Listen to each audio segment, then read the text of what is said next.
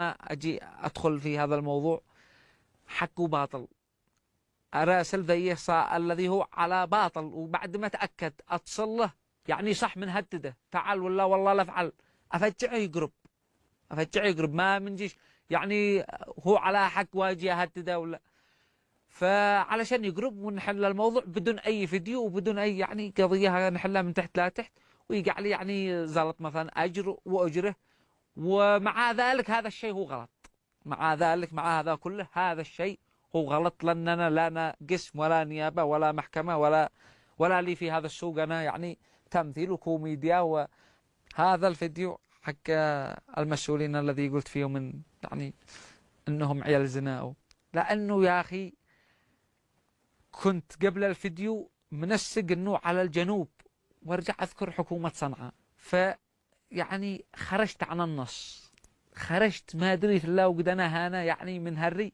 وأنا في الفيديو من فعل الفيديو هذا كالسعب من كلم نفسي مالك، خرجت عن النص وقلت خليها قديم من الله مكلم نفسي قلت والله خلي وكملت ونزلت الفيديو.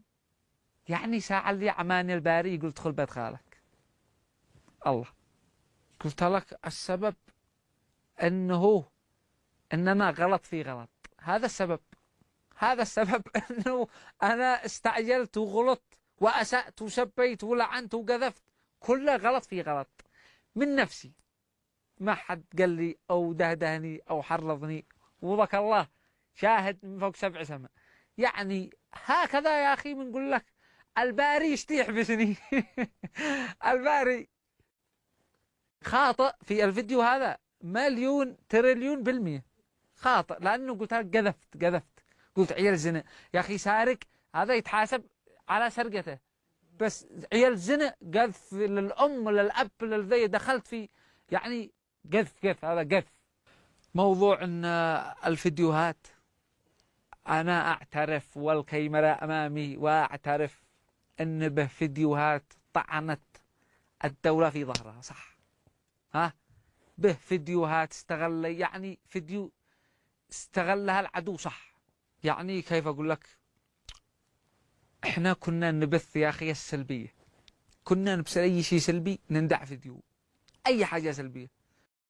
القضايا الذي وقع لي زلط منه جد أهالي الحيفي 800,000 مليون، غير اللي رسالة سرق 200,000 رسالة يعني لكل اليوتيوب أو يعني يخليه في مجاله لا ينحرف ولا يلف ولا يدور ولا له دخل في قضايا اثنين تصايحوا واثنين تضاربوا واثنين، لا يدخل في هذا السوق ولا له به دولة وبه جهات مختصة، وهو لا له دخل ولا له يعني. وكل مشهور كل مشهور يعني لا يستغل شهرته في انه يرعب الناس او يخوفهم او يهددهم او يدخل في قضايا يحلها ويستغل شهرته ويخوف الناس تعالوا ولا شفعل ولا شو اسوي، فبه جهات مختصة وبه دولة وكل واحد يخليه في مجاله.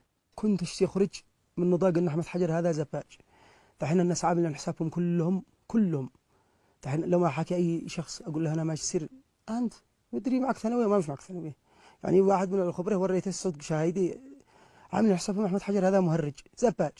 فانا اشتي اخرج من الموضوع زباج، اظهر شخصيه احمد حجر للناس، لان في ناس انتقدوني كثير، كنت اجلس اضحك وازبج ويقول يا اخي سخرها واعمل بها فيديوهات وناقش قضايا وعلى شاب باسلوب كوميدي ساخر. فانا كنت الشيء اظهر للناس من هو احمد حجر فقط لا غير، يعني يعرفوني الناس وتحصل ويدق لي مثلا شهري. خرج احمد حجر من يعني زي ما نقول البدايه الذي بداها اني غير زفجه اني غير ضحكه اني غير كذا كذا، تطورت الى ان خلاص احمد حجر شفت انا في الساحه قد به المومري قد بكذا قد بكذا قد به. فهمت كيف؟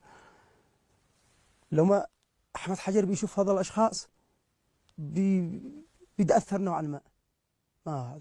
تخيل انت احمد حجر وهؤلاء بيناقشون مواضيع كبار كذا هكذا، انا بيجي لك بكل وضوح. حتى مثلا المومري وغيره بصير فيديوهاتي وانا بصير فيديوهاتهم، وكل واحد الشيء يقع افضل من الثاني، كل واحد الشيء يقع ركز افضل من الثاني وهو غلط.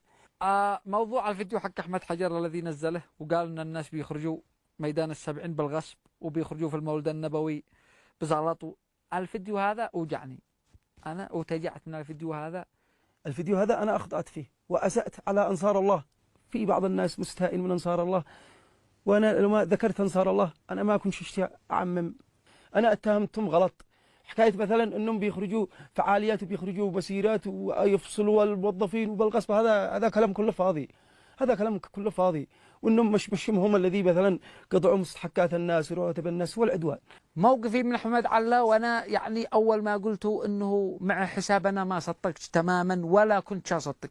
يعني لو تزرط المصحف ما أصدق، ما صدقت إلا لو ما اعترف لي بلسانه.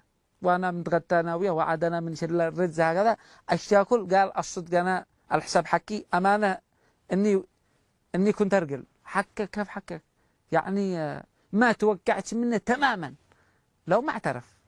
ولا كنت أقول إن قد بتلفقوا له هكذا ولا هكذا وعتلفقوا لي. لو ما اعترف قال الصدق وحكي أمانة أنا كنت أبشره وافتجع. طبعا أنا لدي حساب في تويتر باسم يمني حر، أنشأته قبل حوالي 2.5 هكذا في 2020. طبعا كانت نظرتي سيئة ومش فاهم طبعا للأمانة أنصار الله وكذا، فكنت أنا أهاجمهم في منشوراتي أو التغريدات عفوا، يعني كنت أهاجمهم في التغريدات، وتغريدة مثبتة يعني قلت فيها هذا الحساب حسابي الجديد يعني للأحرار الوطنيين ضد الحوثي، وكانت تغريدة مثبتة. وكنت أقوم بمهاجمة أنصار الله بالتغريدات، يعني كنت أهاجمهم ومش فاهم دورهم للوطن ودفاعهم عن الوطن. يعني ما كنتش فاهم أيش الدور الذي بيقوموا به. كنت أحسبهم أنهم ناس عنصريين وأنهم ما يحبون إلا أنفسهم وأن لهم دعم خارجي وكذا. للأمانة يعني فأنا محرج من كل تغريدة كتبتها، محرج جدا لما أنا أشوف الآن التغريدات تبعي وأتذكر يعني إيش بيقوموا به وإيش بيعملوا بعد ما راجعت يعني الكثير من الأشياء اللي قاموا بها. الآن أنا محرج حتى يعني لا أستطيع أن يعني أرد عندما يسألني الواحد، أشعر بالخجل.